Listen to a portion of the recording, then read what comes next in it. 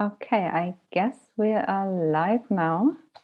So hello and good evening. Welcome to the eighth edition of Object Movement Dialogue. Tonight we're going to talk about art, activism and ethnographic collections. My name is Regina Sarreiter.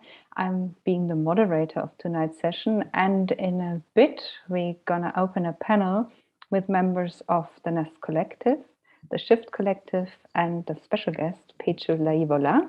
But before we start, we will give everybody who's joining us tonight a little bit of time to arrive and settle in. And while you're arriving, we're going to show two videos.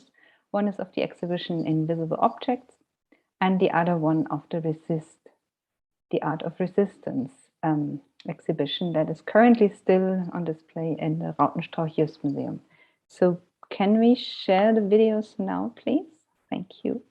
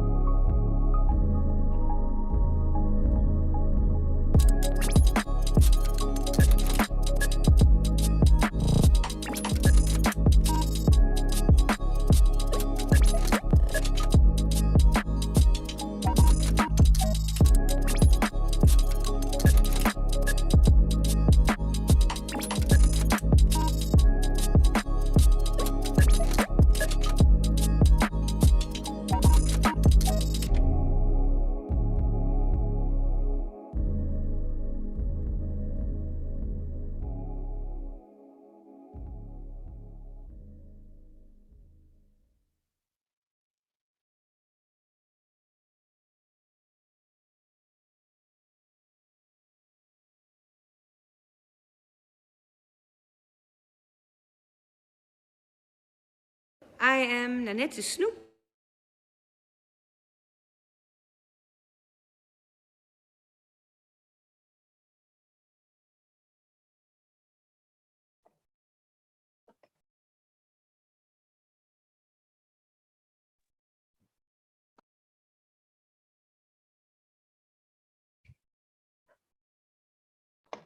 Okay, I will have to start. sorry everybody. I had some doubts. Good evening everyone, I'm Nanette Snoep, director of the Rautenstrauch-Joest Museum. And we, myself, but also Clara Himmenheber, the curator for the African collections at the Rautenstrauch-Joest Museum, who was also one of the curators of the Invisible Inventories exhibition here. So it is today the 8th object movement dialogue here in our house, digitally at the Rautenstrauch-Joest Museum in Cologne. And this time it's for the finissage. Yes, it is the last day of the exhibition here in Cologne, of the exhibition Invisible Inventories, Questioning Kenyan Collections in Western Museums, which will now travel to Frankfurt and be opened in Frankfurt on October the 5th. Today, the 8th object movement dialogue, the first one took place in September 2019 with Bénédicte Savoy, amongst others, about restitution. So this 8th object movement dialogue will deal with the topic of absence of objects and restitution, those topics with which we as Museum, Rautenstrauch-Joest Museum, are also actively dealing in this museum. That's why we are so happy with this initiative. So tonight we will listen to different positions of the artist about activism, restitution, and collections of objects from the Global South. I would like to thank in particular the participants of today's panel. First of all, Njoki Ngumi and Chuchu from the Nest Collective. Hi everybody, all of you. From the Nest Collective from Nairobi, Marian Goni, she cannot be here tonight, but also Sam Hopkins and Simon Rittmeier from the German-French Shift Collective.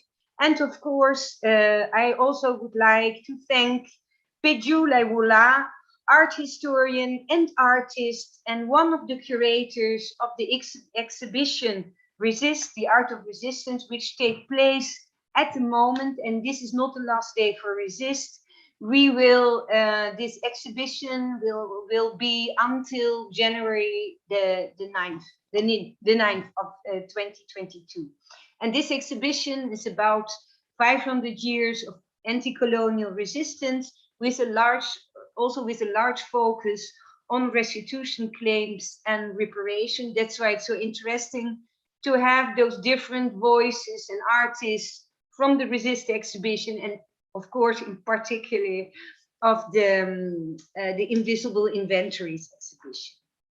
Last but not least, I would like to thank the entire team of the International Inventories Program, the IIP, who during the last years not only organized those 3 important exhibitions, at first in Nairobi, then in Cologne, and now in Frankfurt, but also the IIP created a very important database with over 32,000 Kenyan objects, which are until now in Western institutions. IIP has also coordinated the object movement dialogues, an exhibition magazine, and will also publish a reader which will be published later this year. The IIP is a project of the Goethe Institute, which I would like to thank here, the artist collectives, the Nest and the Shift, the Rautenstrauch-Joest Museum, as well as the Weltkulturen Museum in Frankfurt. This exhibition and program is funded by the German Federal Cultural Foundation, which has also funded the Resist exhibition. And now let me hand over to Regina Sarreiter. I wish all of us a good and very fruitful talk, and I thank you, all of you. Thank you. Yeah, thank you very much, Nanette Snoop, for the welcoming words. And I again welcome everybody to tonight's panel, to the, as already mentioned, the AIDS Object Movement Dialogue. So it's my pleasure and honor that I can moderate tonight's session. Yeah, I've been in contact with all the members of the panel tonight. Some of them I've known for a long time, so it's especially a great pleasure to share some thoughts with you tonight. So we are going to talk about art and activism and ethnographic collections. And yeah, I mean, it's a topic that can be widely discussed, and we're trying to focus on some aspects of that. So some of the organizing members of the International Inventories program will be on the panel, as already mentioned, but also a special guest, Peju Layiwola, who's also part of an exhibition at the Rautenstrauch-Joest Museum, as already mentioned. So first, let me, or Nanette already gave the framework why we're here together. So it is, the occasion is that today the exhibition Invisible Objects had its closing day. And I heard that it was well attended, and even tonight or today, there were a lot of visitors who still took the chance to visit the exhibition. So we will take this occasion to reflect on the role of artists and activists in the realm of ethnographic collections. And yeah, I mean, this is a discussion that has been going on for a decade or so now, and the work and the engagement of artists with what is still commonly called ethnographic collections has become kind of a solid presence in the discussion about how to deal with the past, present, and future of these collections and institutions, or especially the institutions that still hold them today, that are mainly ethnographic museums. Not least since Clementine de Lis 10 years ago called for a post-ethnographic museum and opened the doors and depots of the Weltkulturmuseum in Frankfurt Main to artists and designers, a growing expectation for new perspectives that artists would bring to the institutions and help to push this aforementioned discussion became somehow a matter of course. At the same time, the artist realm is utilized, and I mean this in the most positive sense, by artists as a space of possibility and positionality to push for a more critical discussion on the whereabouts of the objects and their return to the places they belong to. So the boundaries here between artistic and activist engagement became blurred, if they ever existed or exist at all. Maybe this is something that we can pick up in the discussion later. And there is, as I already said, there's a lot we can discuss about these constellations and artists enter ethnographic institutions, or yeah, so what happens there. And I think this topic also has been widely discussed over the last decade. Tonight we will focus on a special framework, as I already said, and look at the different ways and the different perspectives, and probably maybe also the different aims that the artists present bring in when they engage with the collections of the Rautenstrauch-Joest Museum. So while Peju Layiwola was invited to create a space on the looted cultural objects from the Kingdom of Benin within the show Resist, that puts a focus on art and artworks that oppose dominant narratives or brings it into the center, the International Inventories program is an initiative by the artist collectives, the Nest Collective and Shift Collective, and was joined in a later stage by Rautenstrauch-Joest Museum and the Weltkulturmuseum in Frankfurt am Main. So while the points of departure for both projects might differ, I guess the impetus of the involved actors that are present here tonight might not be so far apart, or we will see this in the discussion. Both deal with the absence of cultural objects, in one case in today's Nigeria and the other in Kenya, and their presence in the collections of the Rautenstrauch-Joest Museum. So the presence and absence not only applies to the objects, but in this case also to the artists involved. So due to the corona pandemic some of them were not able to be here while the installations or the exhibitions were installed, and also have not been able to see the exhibition at the museum. So this also might change the relationship with the shows. So before I invite the panel to discuss with me and with you the chances, ruptures and conflicts, or even new relationships, and I think this also implies or also includes questions of the epistemological that might come up. These encounters and collaborations create also what happens when these different players come together. Before we start, let me just briefly introduce the panel so you get an idea of all the present people here on the panel, because we are many tonight. So let me start with Peju Layiwola. She's an artist, professor of art history, and the head of the Department of Creative Arts at the University of Lagos. She's been a long-standing and adamant advocate for the return of the Benin bronzes, or maybe we shouldn't call them only Benin bronzes because there's also other objects involved. And then for the Nest Collective tonight, we have Dr. Ngumi, who's here with us. She is an artist, writer, and feminist thinker who has held positions in private and public healthcare sectors in Kenya. She is a founding member of the Nest Collective, and she has been in this role also been a co-writer and screenwriter for many of Nest's film works. Next to her, I don't know if you sit actually next to each other on the panel here, is Chuchu, who serves as a co-founder and general manager of the Nest Collective. And he is been a filmmaker, musician, and visual artist in his own right. Jim also co-founded the collective and has directed and scored the collective's 2012 to 2019 film projects, as well as recorded and produced Nest's music projects. Then we have for the Shift Collective, Sam Hopkins, who is also a visual artist, who's attentive to the ways in which different media produce different truths.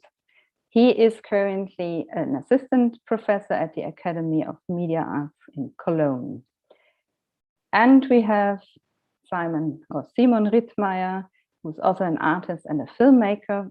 And he quotes it, or I quote his CV in his work, both experimental and essayistic. He explores the power of moving images and their political impact. Unfortunately, Marian Goni cannot be here with us tonight, but we send out greetings and shout out to her and hope she will be able to join us for another discussion.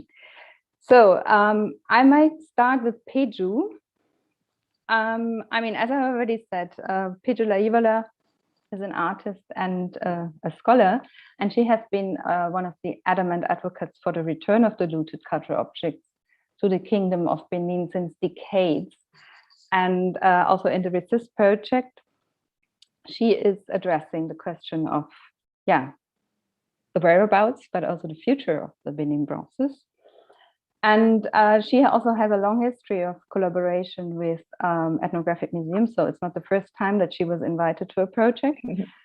But I think, and this is something maybe I would start with to ask you, like, since this collaboration with Rautenstrauch-Joest Museum started, the whole discussion about the Benin artifacts also shifted a little bit. So I don't know. I mean, I don't know if I would already call it a shift, because so far nothing has been returned, but a shift in discussion and in preparation has happened. So if everything goes well, some of the objects might return next year to Benin. And I was wondering how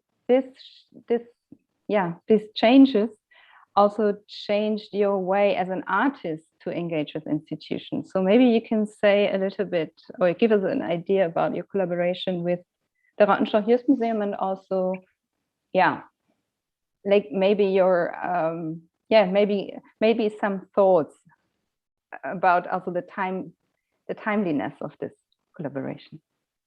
So I hand over. Thank you very much. Thank you very much, Regina.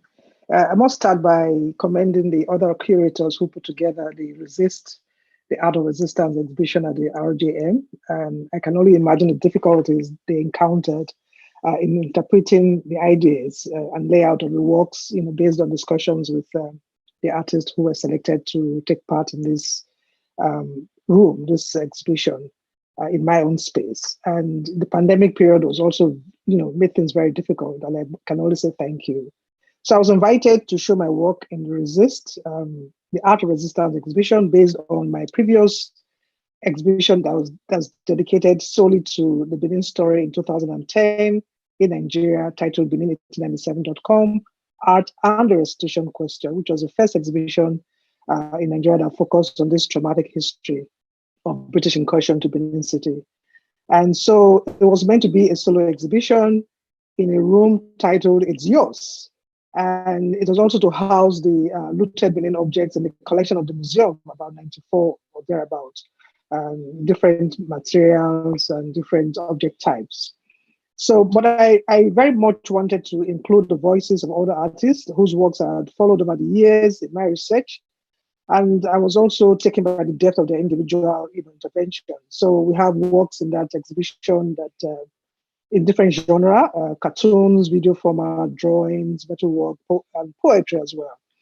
And I was also trying to, replicate the spirit of openness that's characterized the period in Benin history that was very inclusive of other cultures and people.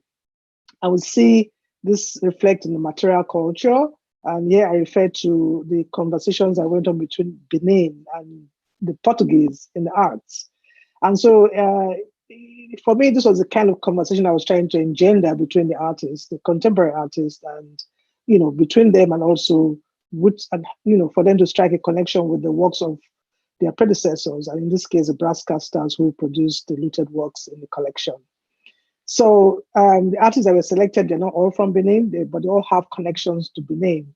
And I thought that the space would be incomplete without their voices. So for me, this is such a great opportunity to show works, to look at these works and to have access to them. And it raises a number of questions. This is also very emotional material. These are different object types that were removed from the bedchamber, from the palace of Benin. And so we're dealing with this very heavy material. And as an artist, I think that, and also an artist that's connected to Benin, I really find it a struggle to handle these materials. But the artists who are also engaged in this project are also thinking about, the context of resistance, and their works have also engaged this over a period of time. So beyond the beauty and the variety of the objects and the beauty of this intervention as well, we cannot but think of the traumatic part of this history and to think about the several people that were murdered before the objects were taken away from Benin City. So that is one thing that we have to contend with. And then we also look at the issue of access. We must commend the RJ Museum for their transparency and for clearly stating their concern and interest in returning Benin objects through their numerous programs that they've had since also this exhibition started. But we also look at the fact that these objects, it's very difficult for people to access them from Nigeria. And yeah, I'm a professor of art, an artist who's just beginning to see and understand, learn about the works that are in this collection. And, I got quite a number of images and the provenance history of the collection from Clara. And I think at the same time, she was also preparing the documents for the Digital Benin project. So I would consider myself very privileged to have access to these objects.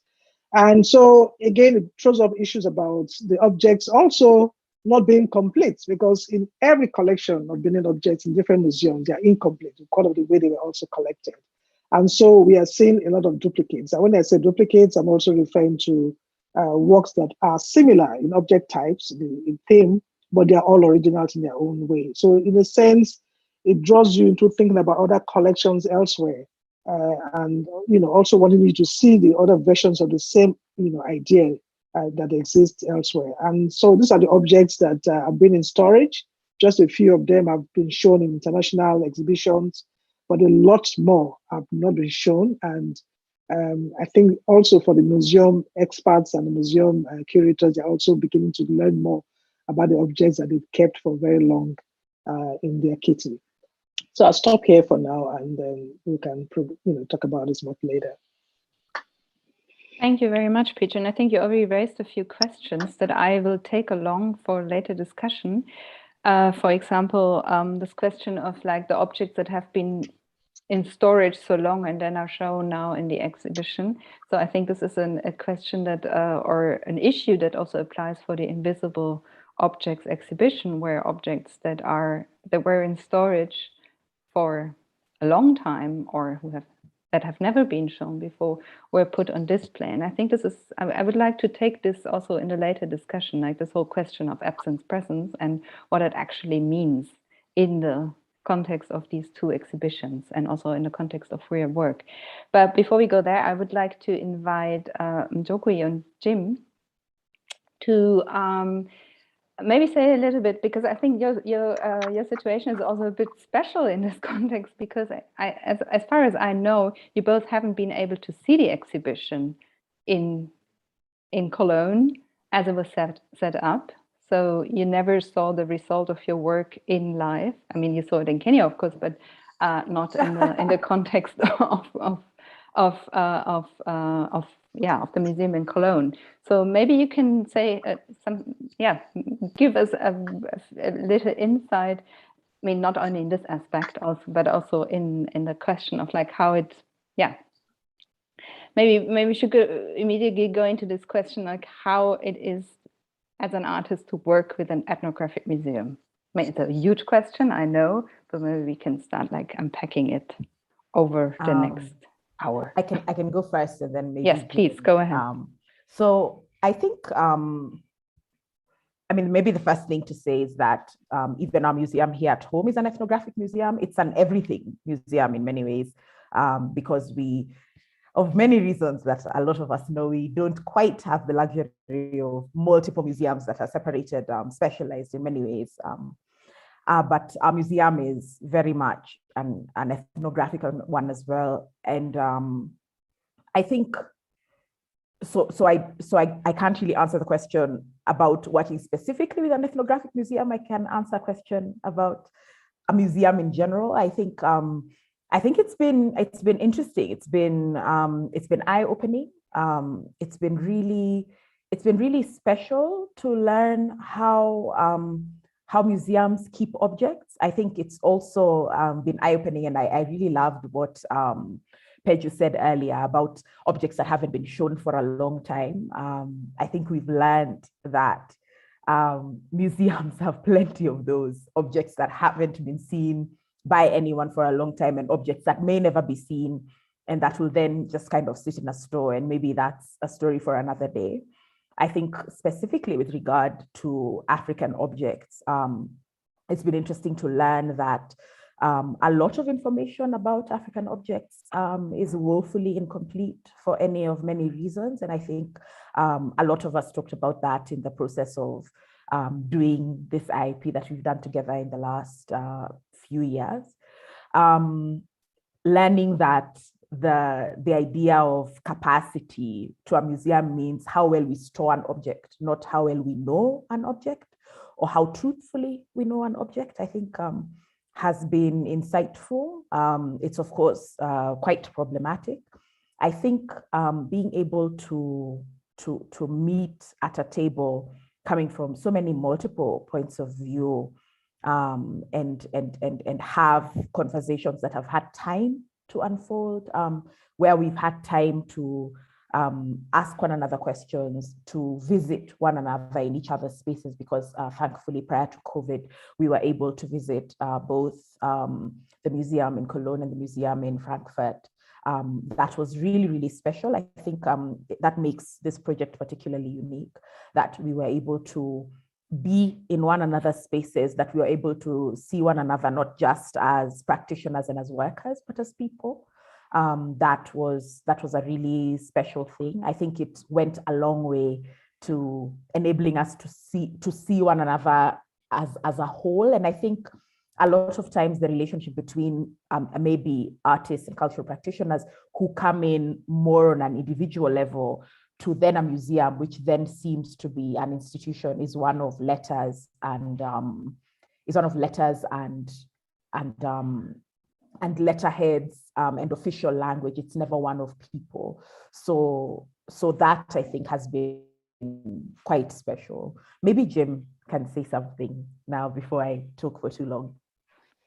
I think I agree with Njoki, and I would add that because the exhibitions in Cologne and Frankfurt are very different from the shows in Nairobi, because the shows in Nairobi don't have the objects. The shows in Nairobi are much more about the absence.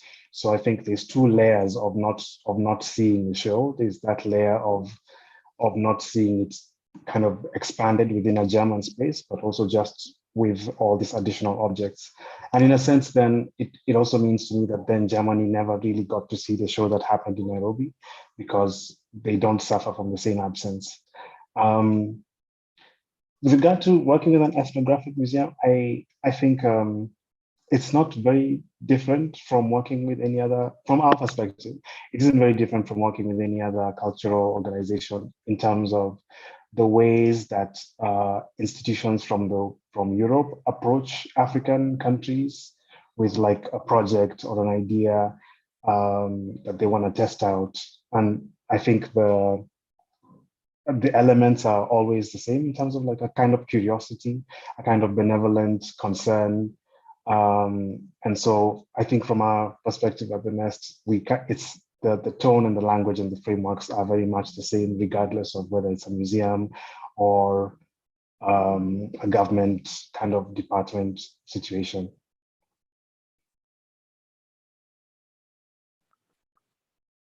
Okay, thank you very much. I mean, as I said, I think I would like to come back later to this question of absent presence. And maybe I take in Simon and Sam here already to this point, because you both have been present in Cologne to set up the exhibition, and your work in the exhibition also deals exactly with this question of the absence of the objects. I mean, you have this one piece where you see the insides of a drawer where the objects are kept, but the objects are not there. So there's like the empty drawer space in a way. And so maybe you can share some of your experiences and thoughts on the exhibition because I mean, you know the experience, or you have the experience now from the exhibition in Kenya and the experience in Cologne. So who wants to go ahead first?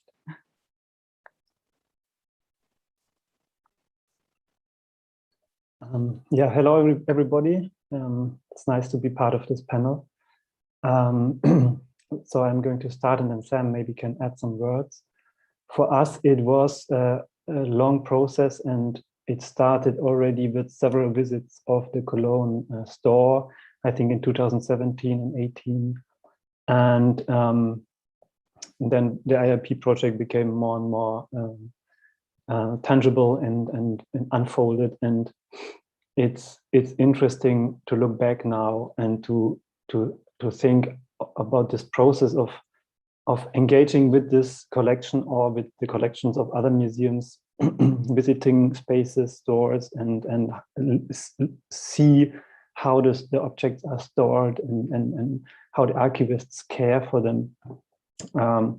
And what's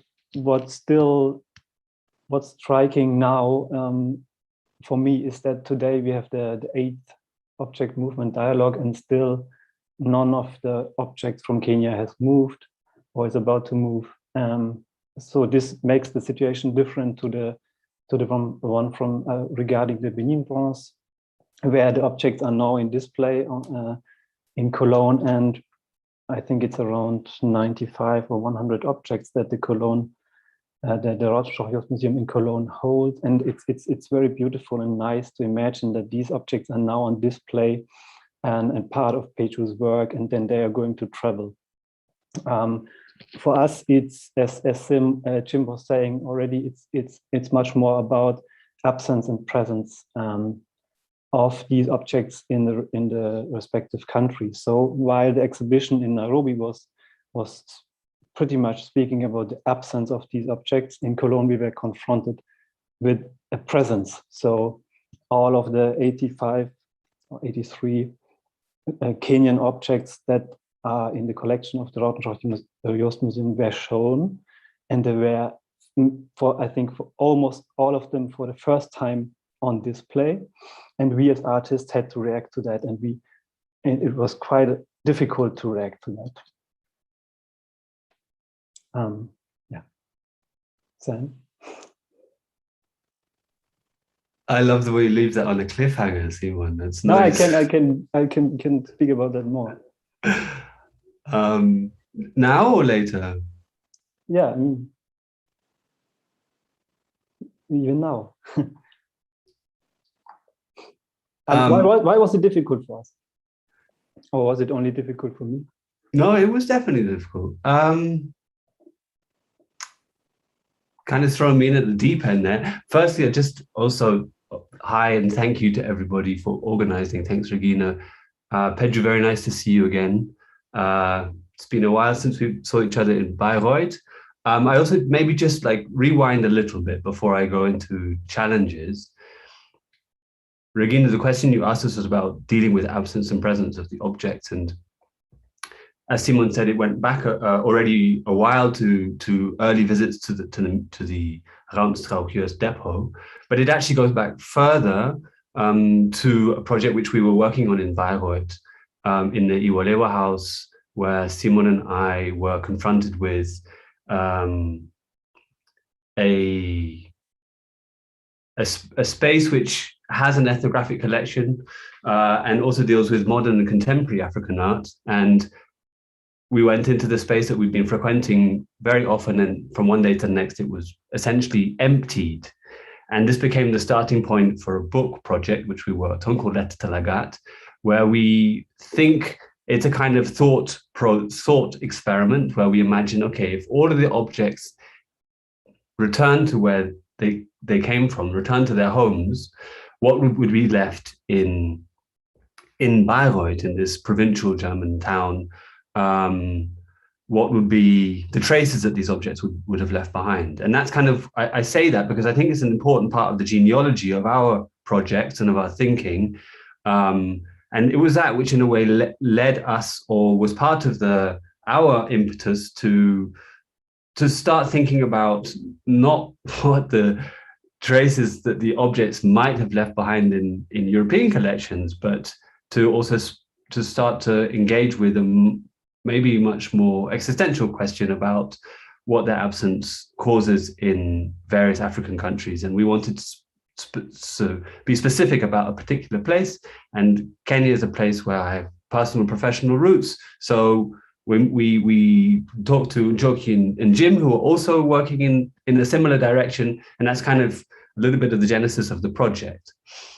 I say all that because it feels like absence and presence are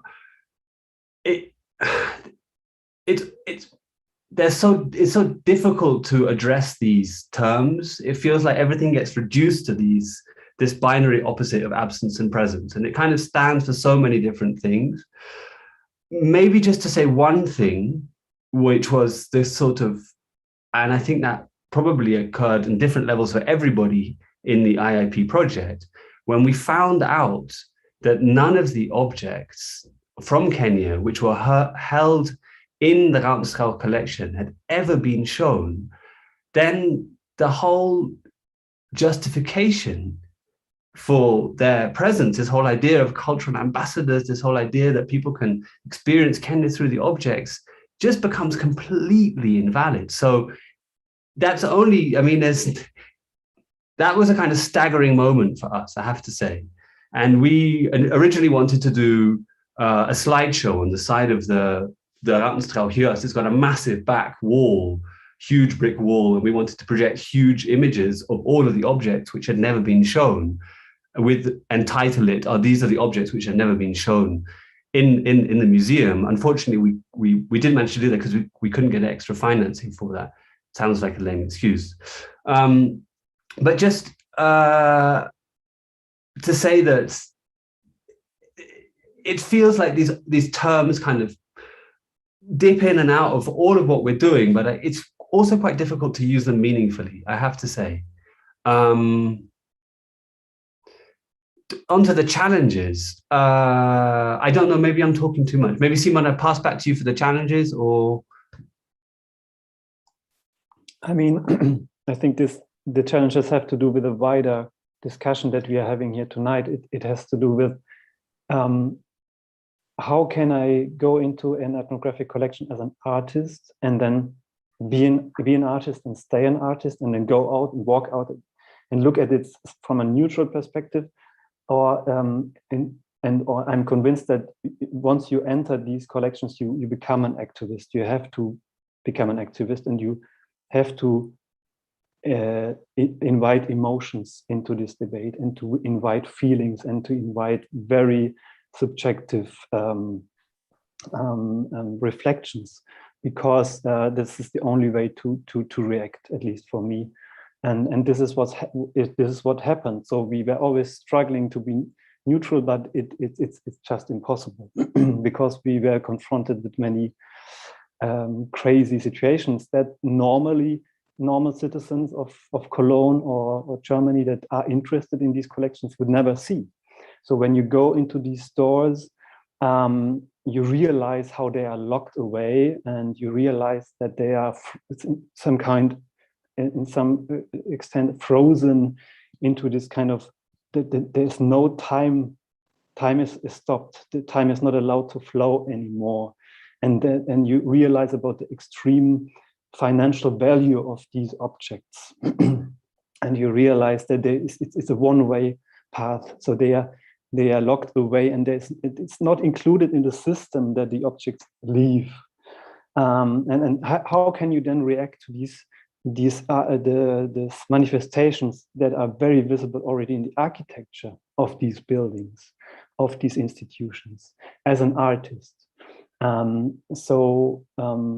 Just to give you an example, in one of the museums, for example, we found a door, and there was a small paper attached to the door, and it had the letters UFO. And then we asked, what does it mean, UFO?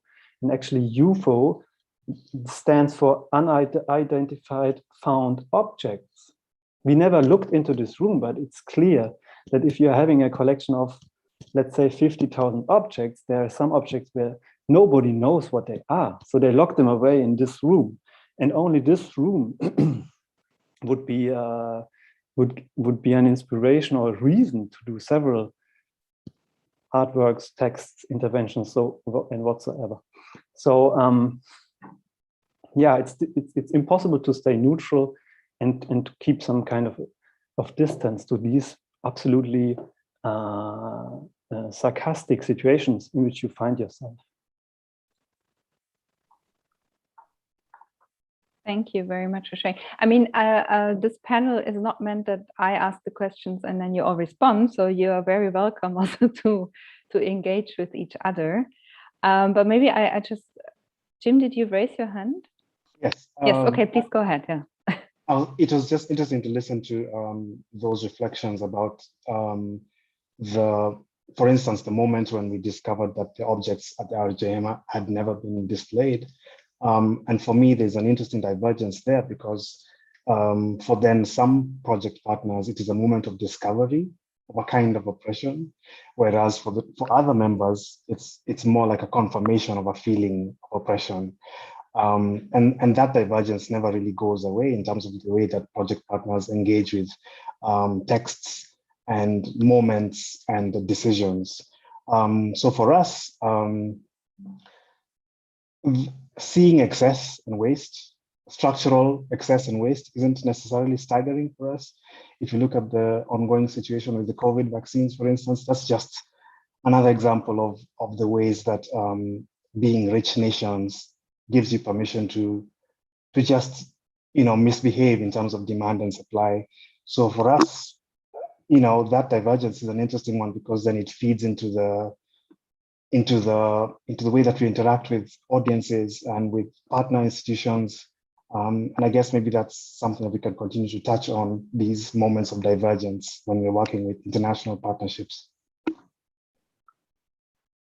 No, I think this is a very important point, and I actually wanted to pick up also what what Simon just said. He said you become an activist, and I mean, I was already raising in the introduction. I don't know if this. I mean, I don't like really this division into being an artist or being an activist, because I mean, all of us or all of you in this round have an idea why you engage with this specific field of discussion. I mean, there is, of course, different reasons for that, but I think you cannot really engage with the question of the Ethnographic Museum without wanting something from it, without wanting the situation to change, without wanting objects to return, or that there is some kind of an opening up of archives or of the collection. So I think this is a very important starting point.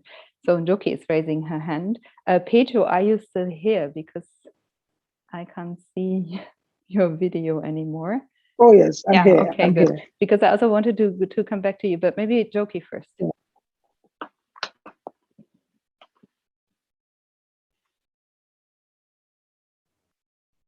We can't hear you. You're somehow muted.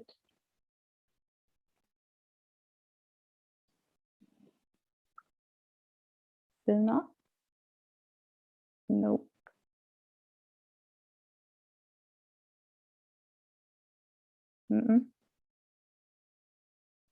There's no sound.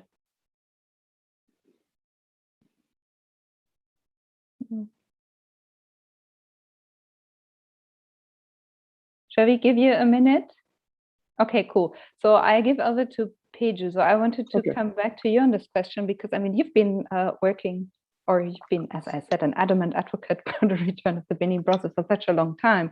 And maybe I wanted to come back to this question of like how you see your engagement with the objects, or with the question of return, restitution, and using art or artistic work as a means to push this discussion further. Okay, maybe I should also reflect on the question you asked earlier, presence and absence. And to unpack this, I want to talk about the title of the room where these works are at the moment. It's yours, and how, in a sense, it appears ambiguous. The works are there, the objects are there in the room. At the same time, it says it's yours, and yet it's not mine. I have access to them in terms of the images. I haven't seen the works physically. I've seen a few of them exhibited before, but I haven't seen all of them as they are displayed in the exhibition room. So, yeah, so the works are there. They are present, at the same time they're absent in many ways. So I have no access to them directly. So when I get to Cologne, I get to see the objects for the first time altogether. So I'm also looking at it in the sense of being absent to those who are descendants of the casters who made these works. A lot of the bronze casters for several decades have been looking at catalogs and printed materials or works that were done by the predecessors. And I call these artificial filters, okay? And, you know, they have no access, they don't have even the money or even the, to travel to Europe or wherever these works are. And so they resort to looking at catalogs of that show the works that were done, that were looted from Benin in 1897. So I think that the artists are doing a great job in also referencing this, in the sense that with the absence of those works, they kind of conjure a presence, okay? And I think that even though these works are not in Benin now, they've done a lot of work that has informed film production, like the work done by Lancelot Maswen, Invasion in 1897, some of the on-site sculptures, paintings, and artworks that engage with this Benin story. So I think that with the presence of these works physically in Benin City or in Nigeria, that is also going to stimulate much more work. And this is actually what I've been doing in several years that I've been engaging with this theme. And you recall that the exhibition we also had in Dresden, which was organized by Artifact, which we were part of in 2015. Even though it was shown in a space that was more of a contemporary space, we had no access to these objects, but we also conjoined all of these, trying to see how we can relate to the objects that were tied away. But somebody also mentioned the fact that a lot of these works are in storage. So in a sense, they are present in the museum, but also absent because not many people can see them. So I think it was Simon that talked about that. And that's such an important point, that these works are now out for everybody to see. The 94 or so pieces that are in Cologne are there for the visitors to the museum to see all that has been collected within 2 years of the expedition to Benin. And over time, more of the works were acquired, and the variety of materials or media that these works represent. So I think that in case of presence, absence, it's kind of multi-layered. There's so many meanings, there's so many readings you can give to the objects being present in Cologne and absent in Benin, present in the museum and absent, not being able to, not open to viewing by people who visit the museum, and also the artists trying to conjure images of objects that they haven't seen and trying to relate to them in ways that are unique and special. Thank you. Njoki, is your sound working now and you want to try again? No, unfortunately not. Okay, as long as we're waiting for Njoki, I think I just thought about like this question of absence again, but please, whoever wants to come in, just give me a sign. I will then turn over the mic to you. But just one thought of this question of absence, because Peju mentioned the exhibition in Dresden that she was part of. I mean, this was a project that basically, it was called Artificial Facts, and it was a project that basically dealt with the fact that objects are not necessarily available, but they are there. I mean, there can be a discussion about the objects without being in the same room with them. So it was a project that went to the places where the absences happened. I mean, it's a bit similar to what you do in International Inventories program. And I was just thinking about like what is also interesting in doing artistic work is exactly this way of finding another way to raise questions about objects, about discussions, about institutions without being part of it. So you don't have to take up this duty of taking care of objects or of running an institution, but you still can be part of this discussion. So Sam is now raising his hand. Thanks, Regina. I just wanted to kind of actually return to what you were saying about maybe not being very useful, this distinguishing between being an artist and being an activist in this context. And it reminded me a little bit of, I think it's Jeremy Deller, the British artist who is kind of sort of someone that works often outside of the gallery. And I think he described his practice not so much as like an artist that makes things, but an artist that makes things happen, which is kind of a nice turn of phrase, particularly in this context, because I think we're not so interested in making things. I think what we're interested in general, or what I'm interested in, let's say, as an artist participating in this project, is making something happen, is affecting some kind of change. And I would see that equally as part of my art practice, as part of an activist practice as well. But I mean, and I don't know, there's kind of lots of things. This got lots of, I'll try to be as succinct as possible. Simon mentioned that he felt like the museums are designed in a way that the objects, it's kind of a one-way street. The objects go one direction. And I think part of the way, and I've mentioned this before, but I wanted to bring it up again here, I conceive a little bit of my position or practice in this project is influenced by this. There's a DIY electronics technique, which is called circuit bending, where you wire up things in a way that they're not designed to be wired up. Like you make a dolphin produce the sound of an elephant or something like that. And I kind of understand a little bit my role in this project to try to wire up a museum, which is an ethnographic museum specifically, which I think is hardwired to do a certain thing, which is, as Simon says, it's hardwired to provide a one-way street for objects going in, and then those kind of accrue a kind of a capital, as the Nest have beautifully shown in their work. And that's something which then can be exploited in various ways. But in let's say, I won't talk about everybody, but in my kind of journey, trying to rewire the museum in a way that it's not imagined to be wired up, there's a labor involved. And again, I go back to something that Jim mentioned in earlier conversations about the different levels of emotional labor that we have as different participants in this project, which I think is for me was extremely useful to kind of, for Jim to shine a light on that, to say, okay, look, depending on where you're coming from, depending on what your relationship with this absence is, if you're experiencing this absence on a daily basis as someone that's grown up in Kenya, or if you're experiencing this absence as someone that's socialized in Europe, and doesn't have to suffer the consequences of that absence, then the labor you're engaging with, the emotional labor that you're participating or you're producing, is completely different.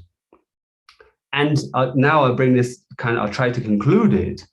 So I think that as artists, or let's say me as an artist, I've engaged I had a certain emotional labor in trying to kind of shape a discussion in the museum, not being from the museum, which, as you say, Regina, gives us a certain kind of, is an advantage in certain ways, and it's a privilege that we can participate in that. But on the other hand, there are moments when I felt very strongly that I wasn't part of the museum and I had zero power.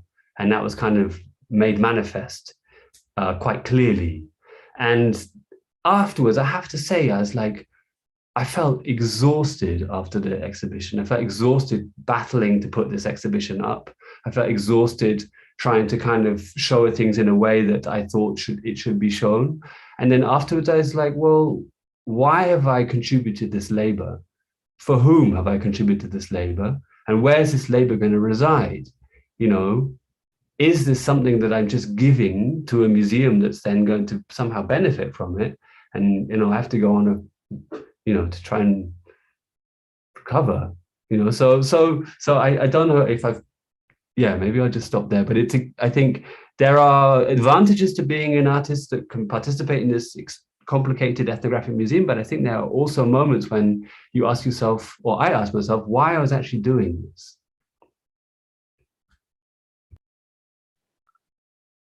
Yeah, this is a very good question. I think you really touched upon the very complicated question of the relationship between the artist and the institution that maybe we can talk a little bit more about. But Njoki, again, shall I? Would help us. Yes, you're here. Is it now working? Bless. That was fun. I think we're at a place where globally there are many institutions that are really having to rethink where they're coming from, where they're going, why they exist. I think these institutions span the full gamut from even like a preschool, right? What is a preschool supposed to achieve? And why we're seeing that happen very particularly with tertiary institutions and the decentralization of kind of post-secondary school education and where people are getting post-secondary school education from. There's an increasing number of individuals and smaller startup entities offering courses just online, and that people are, figuring out things very, very slowly that way. But the fact that somebody offering a course from their home can actually compete with a massive global institution that has infrastructure and everything to offer courses online is really saying something about where people think education is going. I think also because, and I'm sure somebody has said this before, but just in case, and please forgive me because of the situation with my sound, because of the the global impact of the movement for Black lives, there have been many questions about who says what about Blackness, where and why.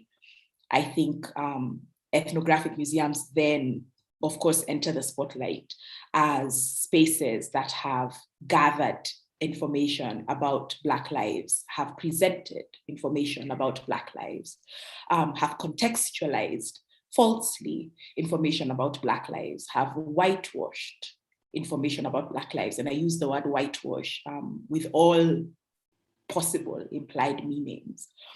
Information about Black lives have been party to the laundry of the violent laundry of objects that were looted, and I was very grateful to Peju for using that term, have been party to that violence in multiple ways, such that an object kind of slides into a museum's archive, into a museum's stores with dodgy provenance, while the world is continuing to have all these conversations about the ways that the art market is used to launder dodgy funds, right? So the Ethnographic Museum then comes very much into the spotlight at that point in time. And one of the things that the movement for Black lives is asking for consistently is the idea of morality. Is it moral to view Black lives in the ways that the world does currently? Is it moral that this frame has been set for us, both for the Black people and for non-Black peoples, in the ways that it has been cemented into history? It's been taught to children as though this is what nature brought out, and as though this is the only future there will ever be for Black lives. I then think in a context like that, when an ethnographic museum realizes where it is they're coming from, it is an interesting question to ask whether it is possible for an ethnographic museum in this day and age, considering the ways in which ethnographic museums came to be. Is it possible for an ethnographic museum to be a place that can be ethical, a place that can hold space truly for cultures all as equal? And even now we're also at a place where people are questioning this kind of object hoarding that museums do. And in the context of objects, I really love the way Peju put it. I think James, Simon, and Sam have referred to this as well. This thing where there's a store with a closed door, and there are some objects that will never come out again once they go in. And then they're handed over to one curator and then to another curator. Sometimes they come out and somebody tells a story about them, other times they don't. And this thing where an object kind of goes in, it comes in the name of being a cultural ambassador, but even a cultural ambassador of what, right? Especially when it was, if it was taken in problematic context, and even if it wasn't, if there's an insistence on keeping incomplete provenances, incorrect provenances, then is it an ambassador for lack of accuracy? I think is a question that bodes asking.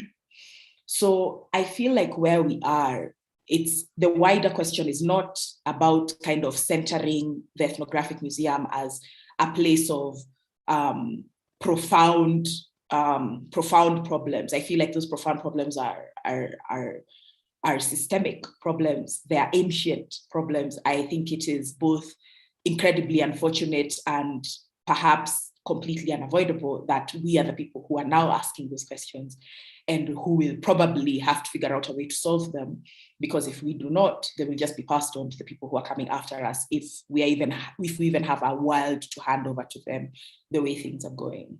So I mean, like the existential questions about the existence of museums, and as a subset of those, the existence of an ethnographic museum, I am particularly curious about whether people who work in ethnographic museums are asking themselves questions like that, especially seeing the shifting of context, the shifting of discourse, the presence in discourse of people who are forcibly erased before, and the insistence that in the discourse they must be treated with dignity when there was no dignity to be had before for any number of many reasons that we all know. Thank you very much, Njoki. I mean, you raised a lot of important points, and I think one of the points that you made, like, was also the shift of the whole discussion that happened to the Black Lives Matter movement. And I think this is really I mean, you can see this. It is really an important moment in time that opened up a lot of channels to speak about ethnographic museums. I mean, just to stay within this discussion, that haven't been present before, and that on every level needed to be responded to, and are still, I mean, there is still many institutions, or I mean, I think almost everybody is still trying to find also a language to address these requests and to also address the questions. And I think, I mean, I'm really curious what's going to happen in the future, also with the younger generation that is getting more and more interested in the museums.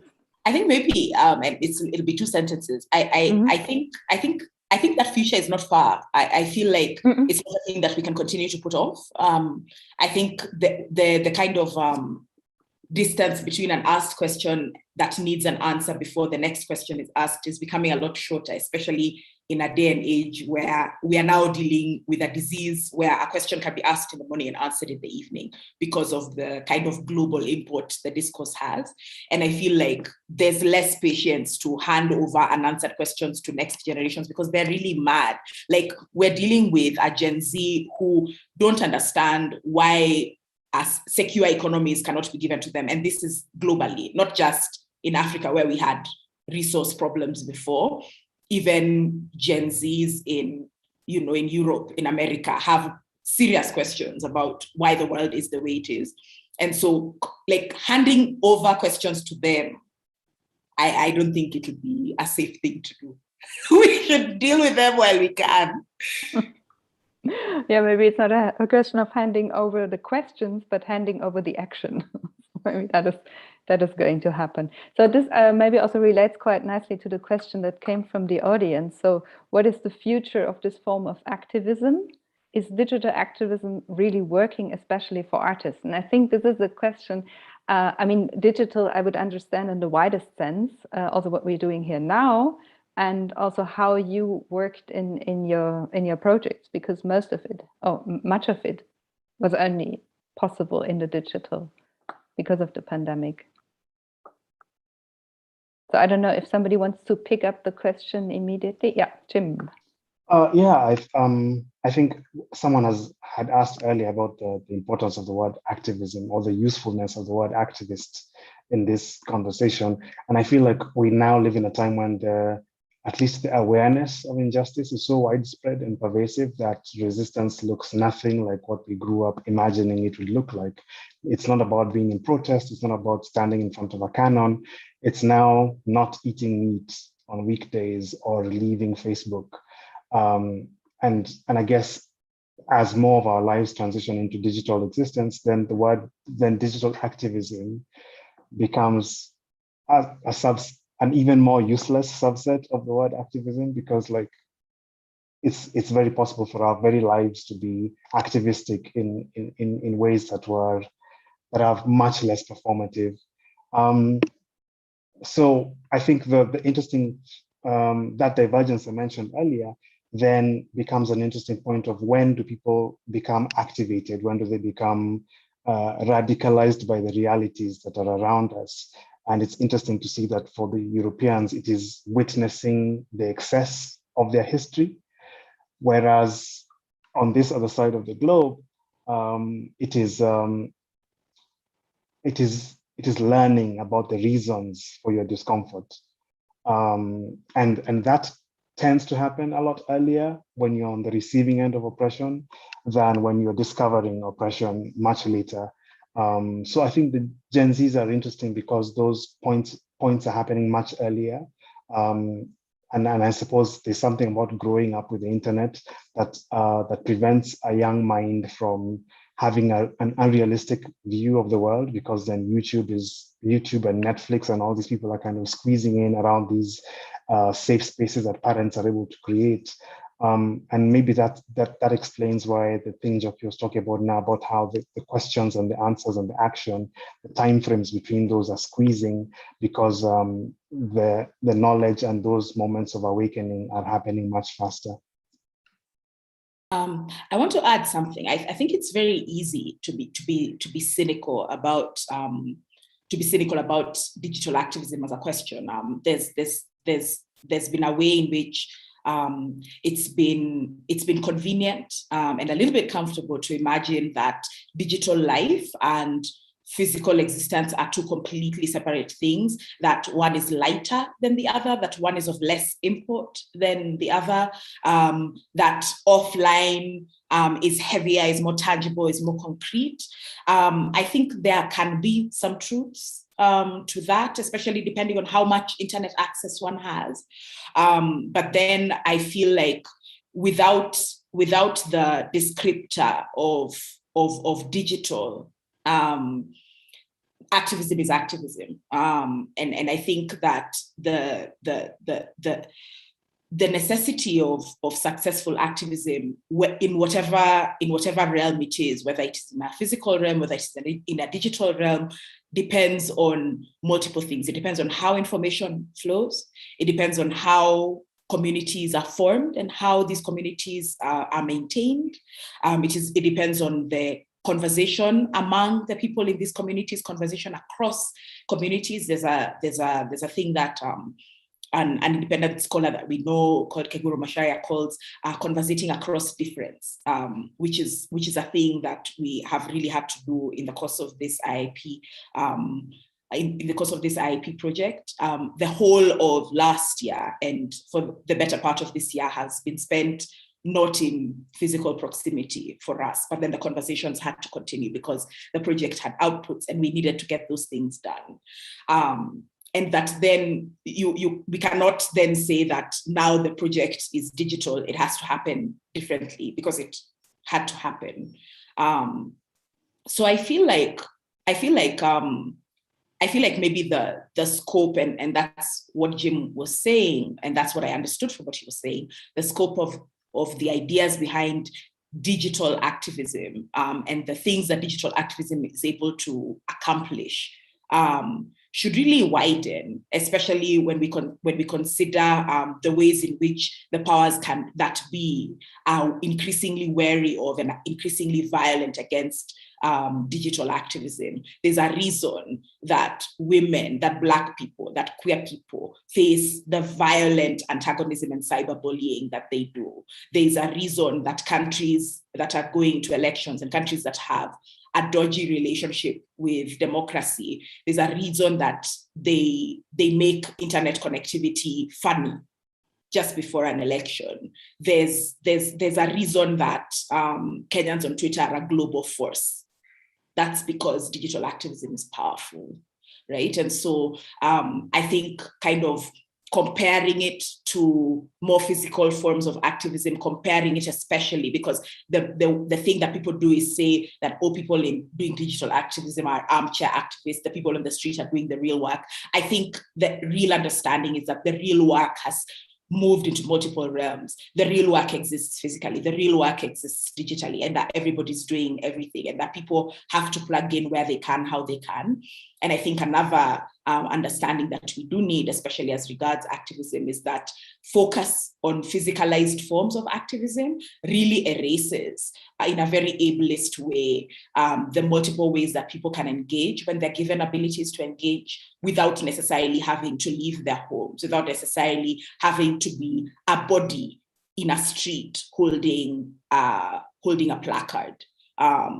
There's multiple ways that people have been able to engage beyond, being a body on the street, and that also it kind of limits it limits the scope of activism, because even the bodies on the street, this kind of frontline thinking, I don't think activism gains from this creation of hierarchies that these people are more important than these people. I think activism gains when we understand the different needs that different people have. Definitely people on the front lines need a certain kind of protection. They need a certain kind of strategy. They need certain kinds of engagement that are completely different from people who are engaging differently. So all of these things, and I guess maybe the last thing I'll say is that with all of these things, a lot of times people will then consider the work that artists do kind of lower down on the rungs. Like, why aren't the artists on the streets themselves? They're just making art, you see. So that's why the hierarchy for me is not important. It's that the work needs doing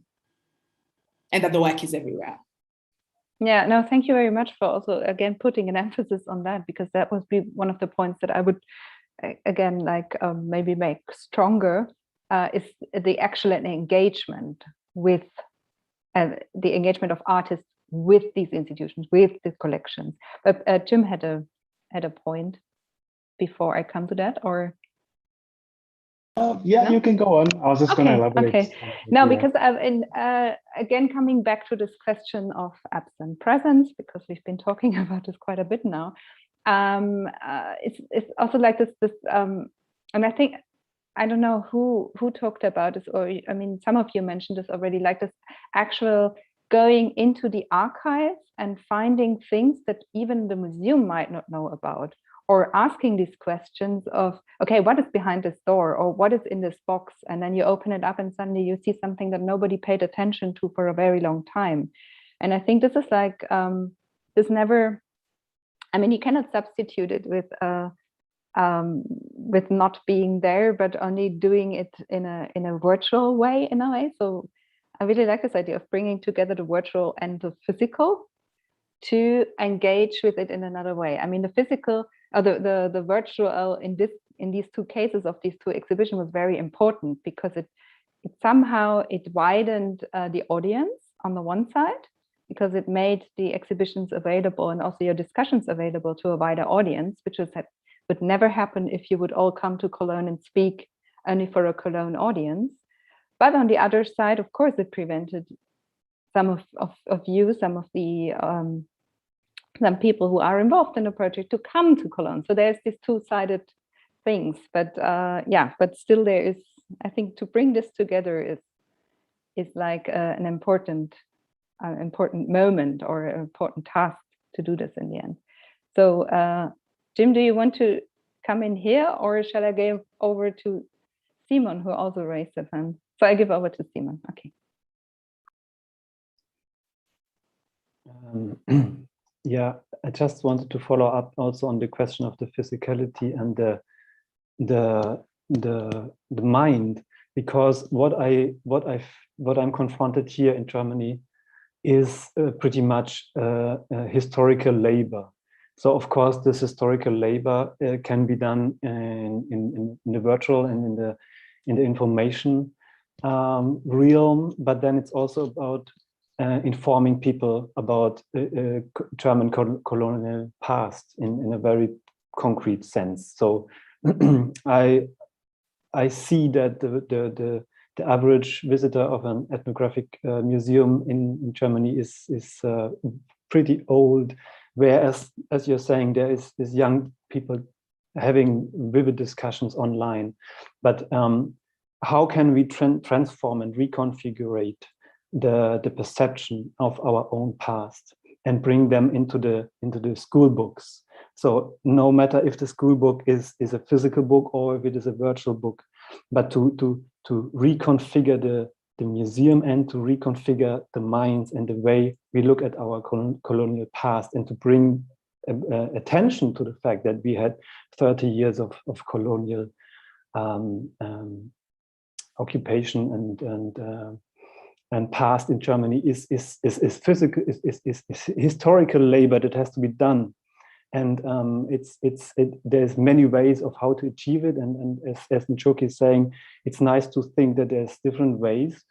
But I'm also speaking very much in favor of, for example, establishing a museum for German colonial past, or at least having a room which is called a memorial or a space wherever it is, and to establish the space can be at one side in the physical realm and really a space where people meet, but then of course it can also be a virtual one. But there's a lot ahead of us here in Germany, and yeah, just to say that, yeah, to add this.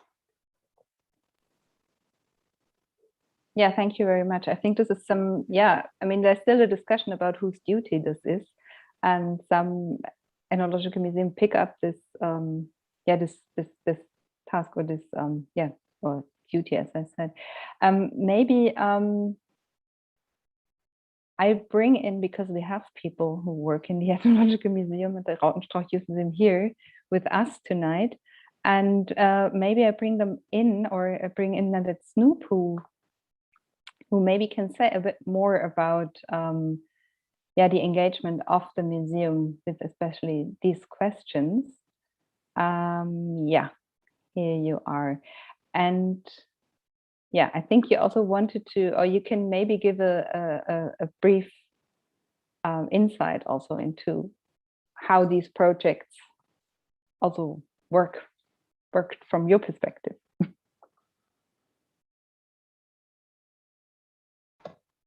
Yeah, it's a long story, and at first, thank you very much, all of you, to have commented this exhibition, and also the difficulties you were facing with our institution.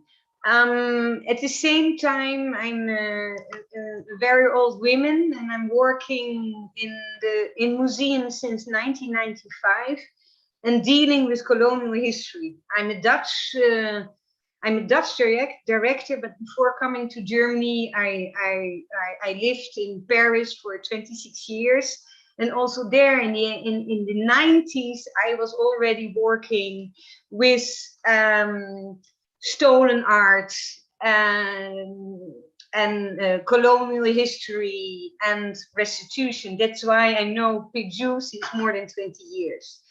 So what is very interesting, that there is a kind of new movement, particularly, and not only in Germany, because perhaps in Germany it's for the first time that Germany is conscious that even with such a short time of colonialism, they are totally intertwined and linked with its colonial history. In the other countries, as the Netherlands or in France, they know their colonial past. I don't say that they are better, that they are dealing better with its history, but at least they are conscious of it.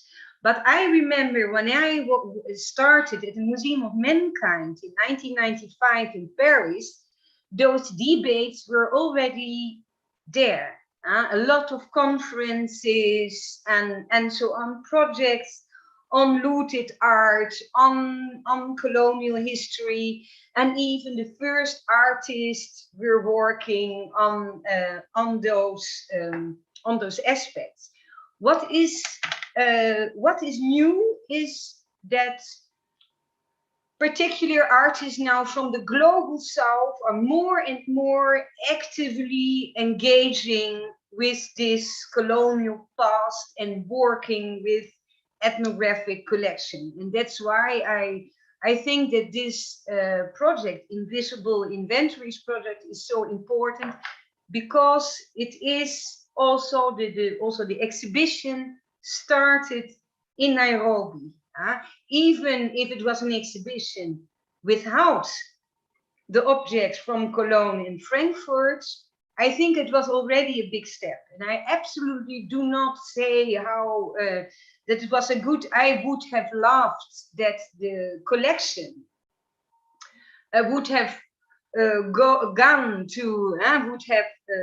traveled to Nairobi, and that before we started the database, then dealing restitution, and then there could have been an exhibition to be started in Nairobi. But this could be continued. I think also, so there is a kind of, so when those debates started in the 90s, they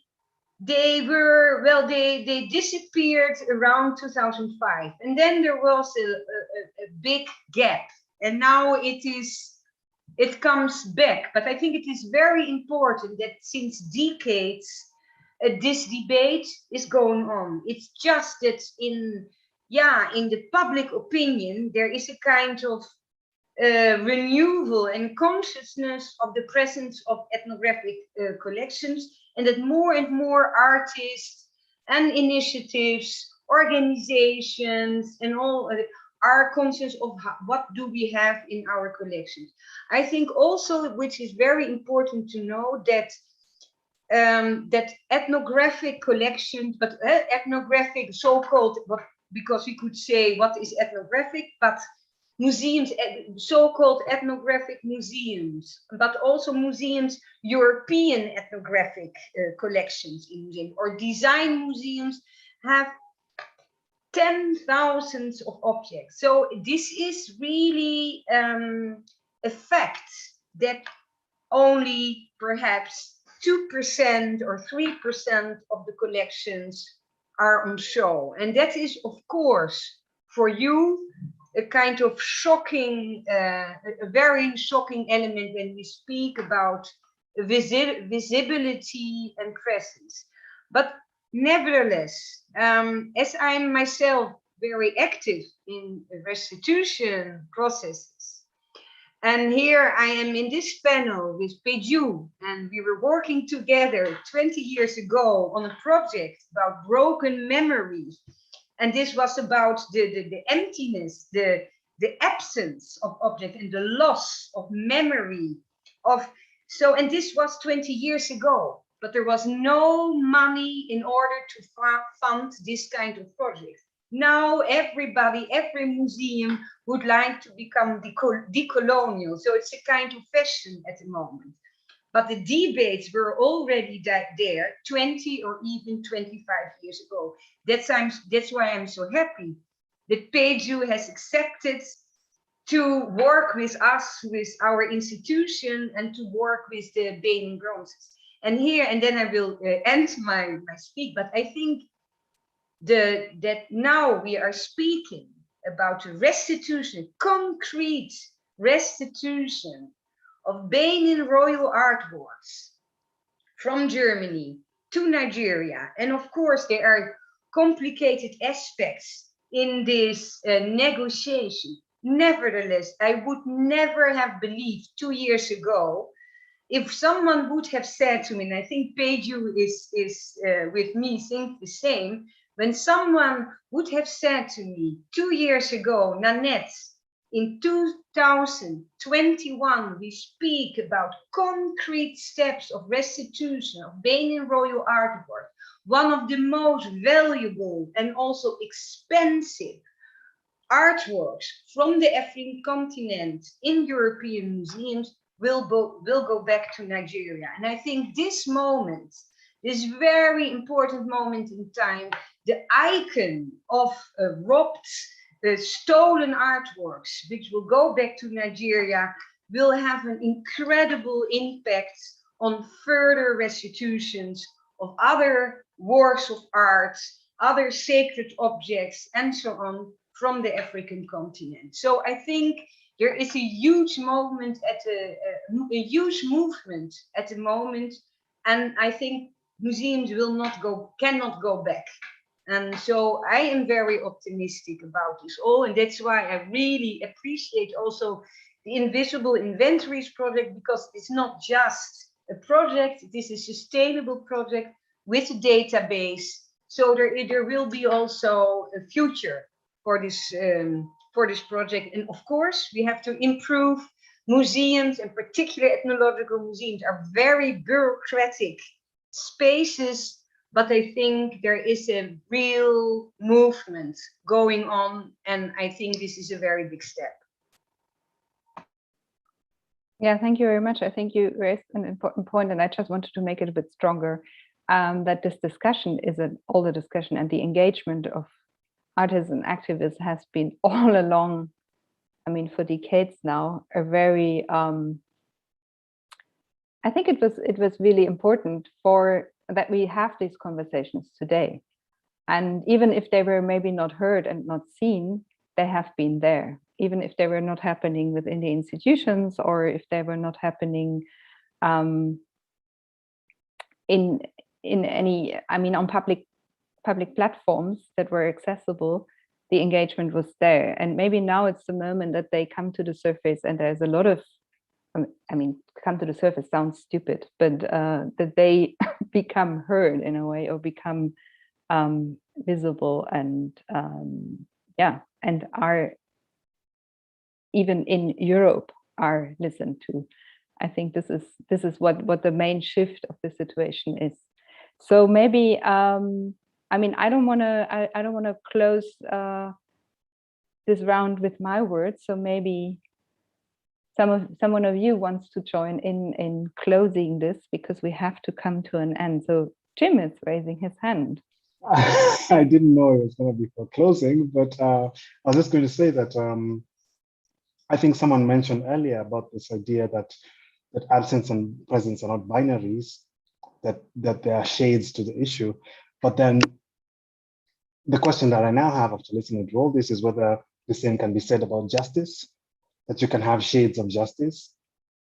I feel like I hesitate to say that that's something I would accept, because an issue is either resolved or not. And those moments in between resolution and the problem seem to me like, yes, there are moments. There will always be moments towards resolution of an issue, but to make those moments, to highlight those moments in ways that distract from the movement towards resolution can be a problematic way to view things, I think.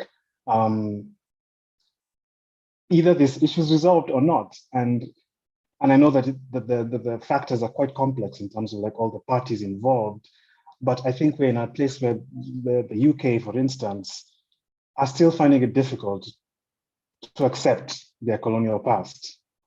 And so the fact that Germany could be said to be having a moment of reflection is kind of cancelled out by the fact that, you know, a couple of countries across, there's a country that isn't able to do the same. So we on the receiving end, again, because for us, this issue is always about being on the receiving end, all these micro movements and important moments that are cancelled out, for us, the issue becomes what is the outcome? And it seems to me that in those 25 years, 30, 40 years, those Benin bronzes are still not moving. And for me, that's what really matters here. Yeah, I just wanted to add to what Jim said, that it almost doesn't matter who is in the conversation, that the conversation is wider is true, it is a wonderful thing. But for as long as there's no substantive movement, there's no tangibility that meets the shift in discourse, then there are some things that just kind of are hanging until they're not, right? And that is just one of the things that we're facing. I think going forward, and maybe this will be my closing statement, I think one of the things that this project has taught me is that people, there's always this idea that when you work in groups, you have to be converging, that you have to be coming together to meet at one point. I don't think that's necessary anymore. I very much like the idea of groups that come together to meet a host of different diverging objectives, and that the thing that enables them to realize their roles in the different objectives that they're meeting is actually their togetherness. We learned a lot of things working with Shift, working with the different museums that we've worked with, and we've been able to share these things with one another in the meetings that we've had, and vice versa. They've learned because they've worked with us. The artists have learned from working with the other artists, and that everybody still has their own objectives, their own thoughts, their own evolving streams, which they will carry with them into other engagements, other thinking, other projects, etc. And so groups can be constituted to meet diverging objectives. That's not a bad thing. In fact, it might be much more useful than imagining that everybody has to come together to do one thing. And I think that going forward, I'm going to be much, much more interested in following kind of the trajectory that ethnographic museums and other museums that have African objects, because it's not just ethnographic museums, it's also museums of natural history, it's also art museums, I mean, in the rare occasions that they called African objects art.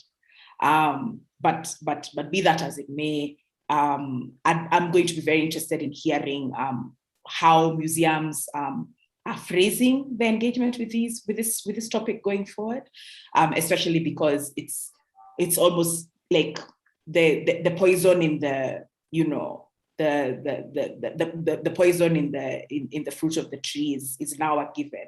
So we do have to work backwards in many ways, and that is the museum's labor. It's not the labor of artists. It's not the labor of the activists who've been working so hard for so long, like everybody has mentioned, including Nanette. It's the work of the museums now. And so instead of kind of looking towards a future where these things are solved, but nobody's saying how they're going to be solved, I'm really going to be interested in that how. And I'll be watching quite closely and following the conversation quite closely.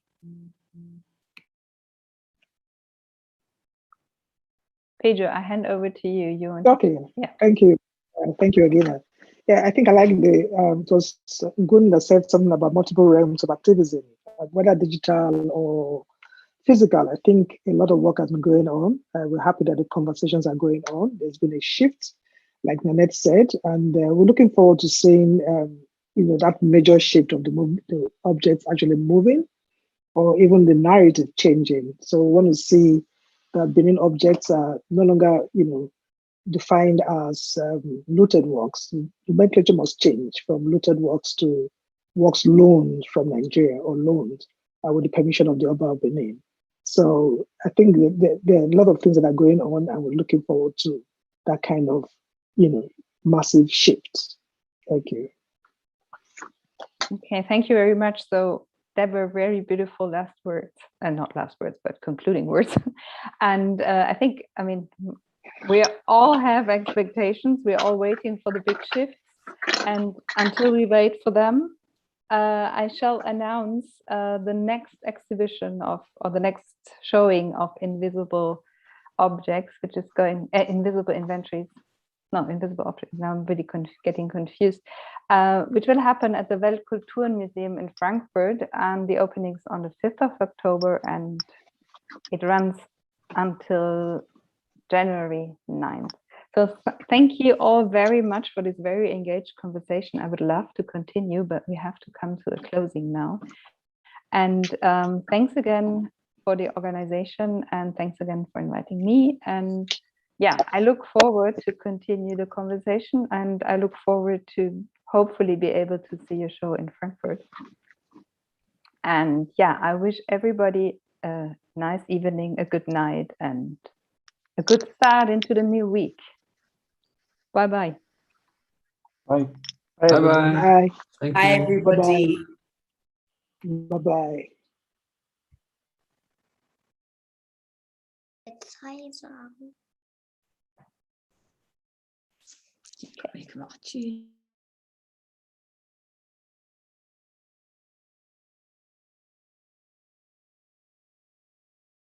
Thank you.